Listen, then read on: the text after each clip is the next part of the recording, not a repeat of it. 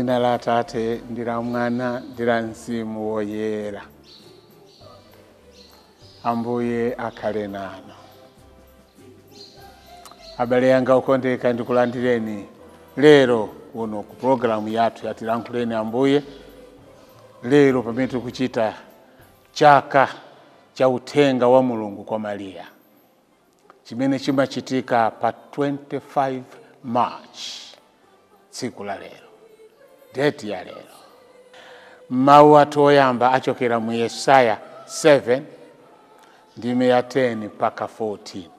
Amene akutiwerengera mawu oyamba ndi a Felix Magaga kuchokera ku Resurrection Parish, Diocese ya Cape Town, mdziko la South Africa. Mawu athu achiwiri achokera kwa Heberi 10 ndime ya 4 mpaka 10. Amene akutiwerengera mawu achiwiri ndi a Carlo Kayange Solomon kuchokera ku St. Charles Rwanga Parish, mu Diocese ya Zomba. Ndipo uthenga wabwino uchokera mu Luka chapter 1 verse ya 26 mpaka 38. Amene akutiwerengera mawu amthenga wabwino komanso kutigawira mawu ndi Reverend Father David Bello kuchokera ku Our Lady of the Poor, Chiringa Parish, mu Archdiocese ya Blantyre.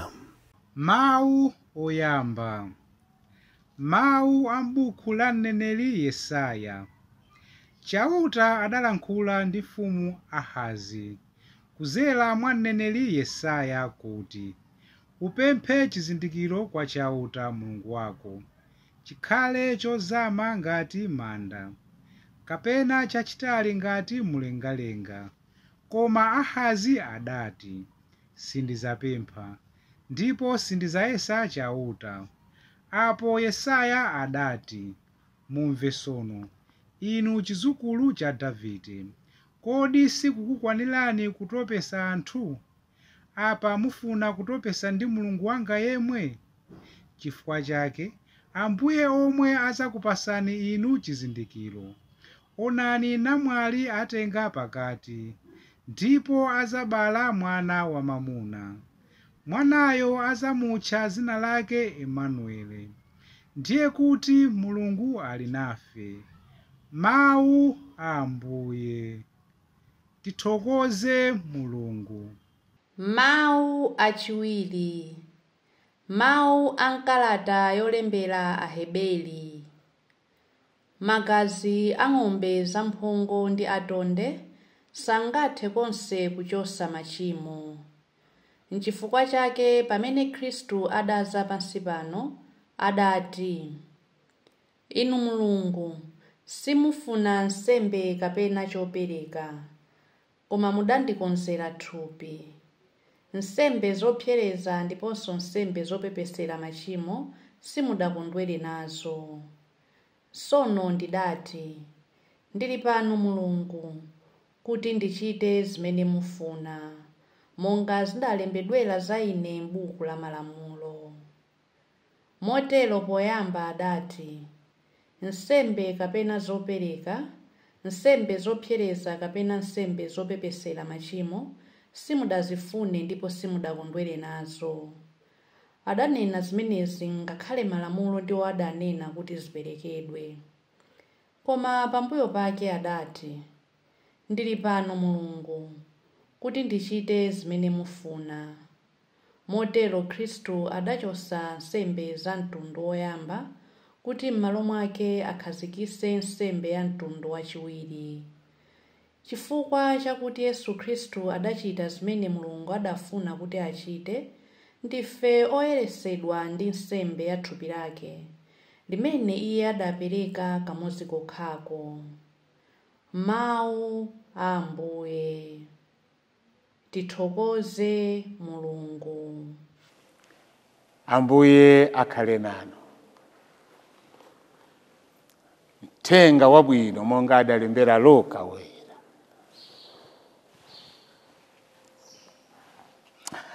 Pa nthawi imeneyo Elizabeti ali ndi pathupi pa miyezi 6 Mulungu adatuma mngelo Gabrieli ku mudzi wina wa ku Galileya, zina lake Nazareti.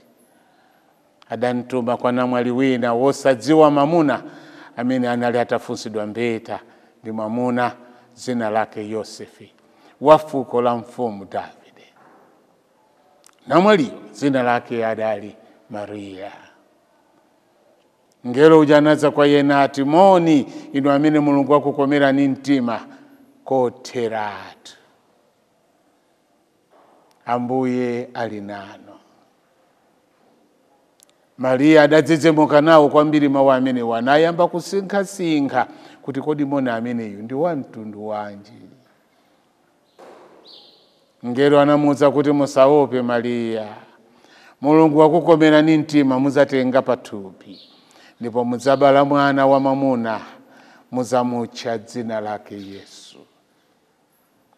Adzakhala wamkulu, azatchedwa mwana wa Mulungu wamphamvu zonse.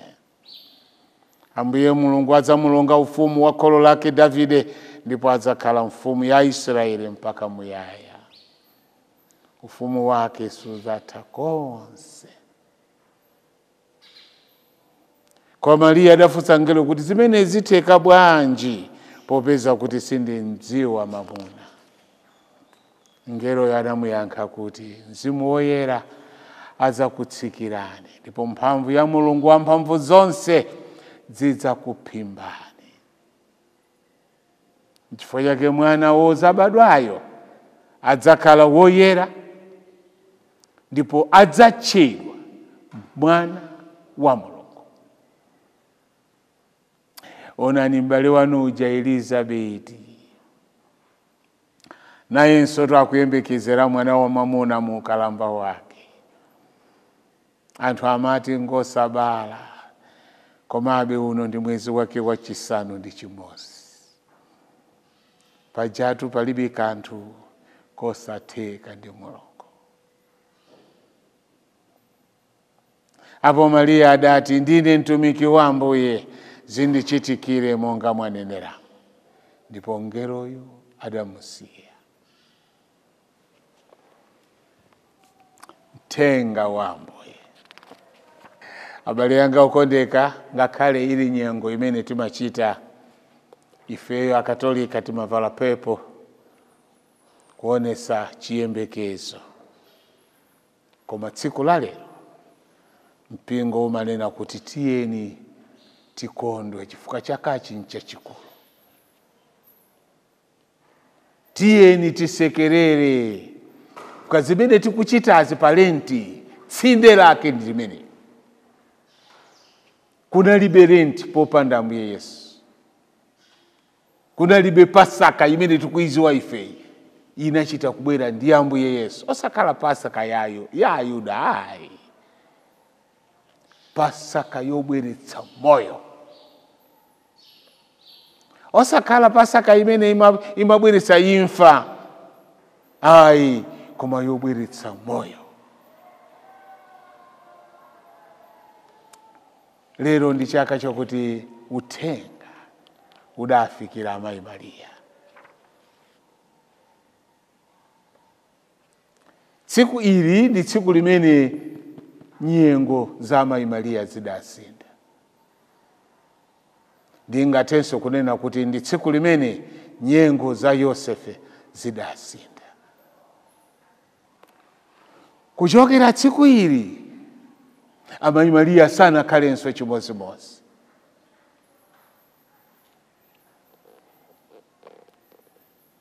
Kuganiza kwawo kunasinda. Moyo anayamba kuona mosiyanirako ndi mbuyo moyo.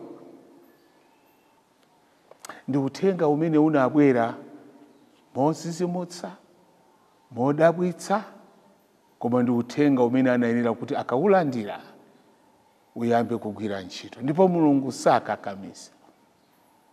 Hayi. N'chifukwa chake pamene panali kukayika, anachotsapo kukayika kuti musakayikire kuti ine ndabwerane kapena mungamaganize kuti ndachita kutumidwa. ndikuwauza ndine introduction yake ngelo Gabriel. Ndabweresa uthenga, ndipo uthenga ukuti mukhulupirire. Mwalankhula ndi kazeni wanu posachedwa payi, ali ndikuwuzani kuti iwonso ndi woyembekezera.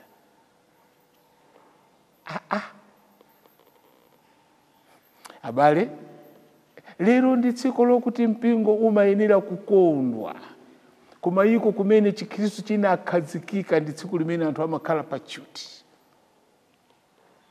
Chifukwa ndi tsiku limene tinganene kuti njoka imene idachimwitsa Eva, njoka imene yapondedwa pasi ndi amayi Mariya.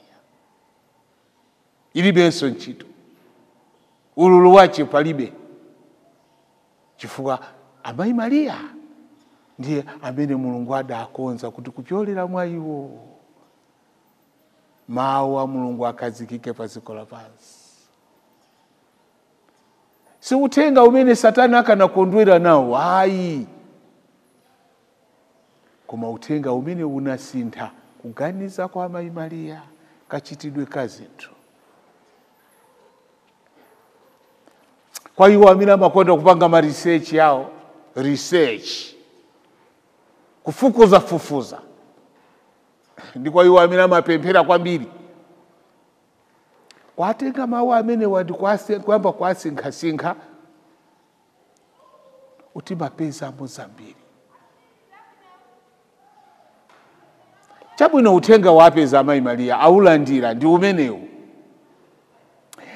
Akaufukula bwanji kuti makolo amvetse? Aufukula bwanji kuti Yosefe amvetse? Kodi ndiye kuti mitatero mu Yosefe uja basi ndimuuza bwanji?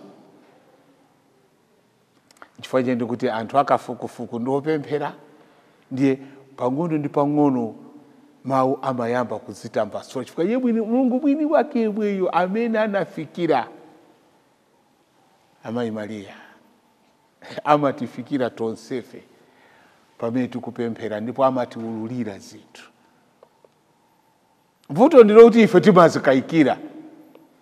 Kuti wina akanena kuti ine mmene tikupemphera ndaona chakuti ali bwinoti zimenezo. That's why anthu amene amalemba kumasulira malembo oyera, ulendo wa Gula Augustino oyera, Ambrosio, Athanasius ndi anzawo, Apelagio ndi anzawo, amati kufika pena ndikuti ndikalowa ntchalichi ndikakhala pansi ndikuyamba kupemphera, Ambuye inudi muli umene mutabererako muli mmene muzoona. Anthu ndiyauza bwanji? Pochoka pamene pokupita kukhala ndi yankho lokanena. Ngakhale ino ndine panopo kuti tiyeni tikambiraniza utatu wa eni atatu Mulungu mmodzi. Tisowa Mulungu kutiunikira.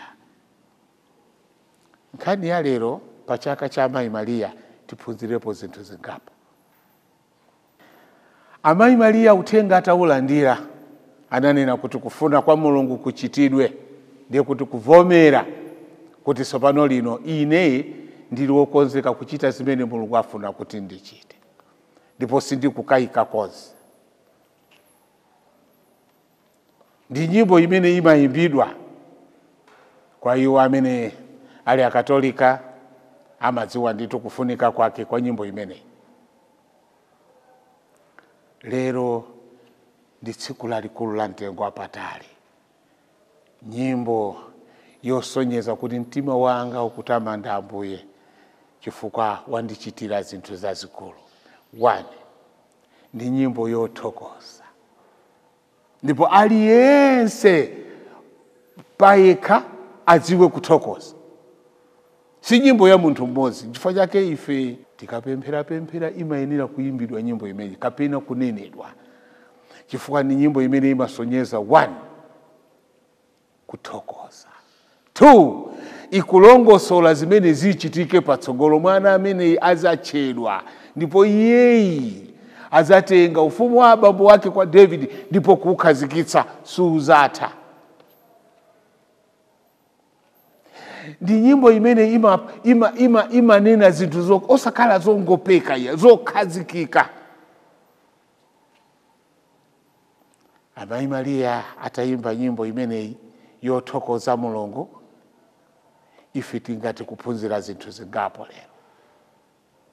1, kuziwa kuthokoza Mulungu. Tidziwe kumuthokoza Mulungu. Prayer of thanksgiving. Praise. Ndithokoze kuti akatolika timakonda nyimbo imene kuyivinira ndi kuyikondwerera. Ndipo ndithokoze kuti anathu amavina, ndipo akamavina amavina bwino ndithu kwa basi. Ndipo ndithokoze chifukwa mkati mwa kuvina kumeneko ayikamunso aspect of prayer. And the theology mkati mwa nyimbo imeneyi ikutionetsera Amayi Mariya kugonja pamaso pa Mulungu. Kuti andi kugonja kumeneku kupite kwa kandiwe bishop, kandiwe mosinyo, kandiwe wabambo fumu, kandiwe wansembe, kandiwe deacon, kufike kwa aliyense wa ife kuti pamaso pa Mulungu ndine ndani.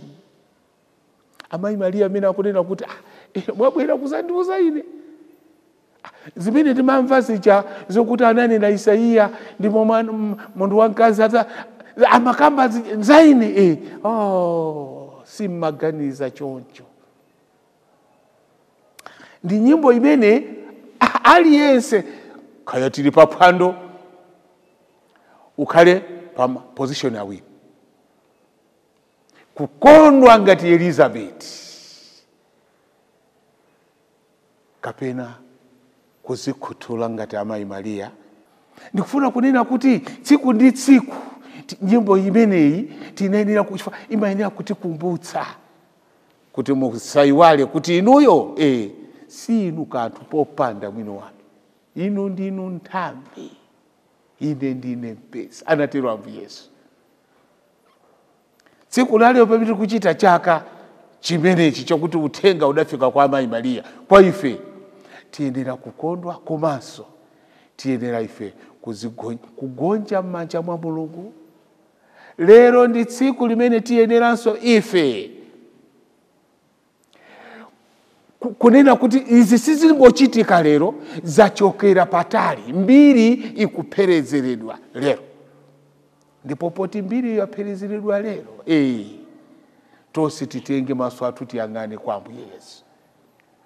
Chifukwa Ambuye Yesu kuti afike pansi pano kudzera mwa Amayi Mariya, ndipo tithokoze kuti mkati mwa Mulungu mu ubwino wake anakonza choncho kuti kuchokera mwa jo wake mndiyani kuzabadwa Amayi Mariya. Amayi Mariya, kuchoka mwa Amayi Mariya Mulungu ndi kuzeresamu umulungu wake uonekani maso pakati pathu. Chimene Mulungu sana tichitire ife ndiye chiti. Mukatenga Bible olo ndikuliyang'ana kuyambira Genesis mpaka nokafika ku Chivumbulutso. Nthawi zonse Mulungu akulankhula ndi anthu kupyolera mwa anthu osiyana-siyana kutiuza come to me, bwerani ndino olowerera ndi madziwa, tabwerani ndizakulandirani nthawi zonse. Mu nyimbo ya Magnificat kapena nyimbo imene timayimba ya Amayi Mariya imatipasa nso ife kukhala ndi chitsimikizo chokuti kuli moyo, kuti kumwambako kutatseguka mwapanga inu mbiri kupyolera mwa Amayi Mariya. Tonse ife tiyenera kuwajoyina Amayi Mariya, kukonda Mariya. Ndiye kuti ife sitingathe kuanyoza Amayi Mariya, tiyenera kuwakonda. Siwapembeza koma kuwakonda pomaliza ngati kuti lero tavala choyerachi kusonyezo siku la lero tiyeni tivale chiyero. Kalata ija ya Jubilee imene atipatsa kuti tikupemphera malinga ndi chaka chimenechi, mawu akulu ali mmene munthu wokuti ufumu wa Mulungu usakhale chimozimozi chaka chatha m'Malawi muno. Ufumu wa Mulungu upite patsogolo, ndipo umenewu ukulimbikitsidwa ndi kalata atilembera maepiskopi aja. Mulungu apitize kumadalitsa maepiskopi, akakomana tikumakambirana, ife timatha kuona kuti Mzimu Woyera umatera apa. Zina zimene iwo amatumphula kuzika poyera sizochokera kwa iwo, koma kuunikiridwa ndi mwini wake. Aliyense olimbana nazo zimene ziya musadandaule, Mulungu ayang'anitsitsa, muzaona kuti pali china chimene chikuwalankhulitsa, nkhale nkhope zawo zimalankhulanso. Mulungu apitize kutithandiza kukondwa pokulandira masakramenti komanso kunyadira mpingo wathu mwa Yesu Khristu Ambuye athu. Amen. M'dzina la Atate ndi la Mwana ndi la Mzimu Woyera. Amen.